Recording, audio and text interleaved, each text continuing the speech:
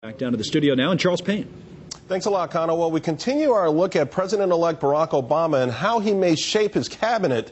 The search is on for all positions, and two key economic posts are the Secretaries of Transportation and Commerce. For what skills are needed for these posts, we're joined by Kaye. He's CEO of Bassman International, one of the largest job executive recruiters in the country. Jeff, I want to start with a lot of things have just changed over the last year or so. How has the economic realities right now changed the job requirements of those two positions? Well, I think, like any search we're conducting at Bassman International, you've got to identify, evaluate, attract, and secure the very best talent for whatever the role that you're looking for.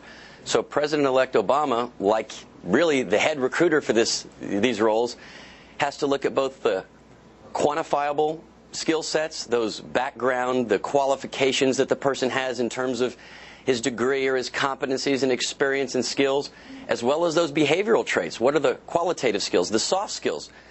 Everybody can say you want outgoing, driven, dedicated, hardworking, bright, intelligent, but specifically, what do those words really mean to him? So it's usually in the behavioral traits of a job that are the most tricky parts, and the key is making sure that you find the right person for each of those roles. Oh, well, speaking about the right person for these roles, President Bush relied on a whole lot of old-school business people who, in hindsight, seemed like they were really out of touch with Main Street. For these jobs, particularly in this cabinet, is it more important that these secretaries are chosen from the public sector or the private sector? Well, I think it depends on each role, and I think there's experience that's necessary in each of those sectors.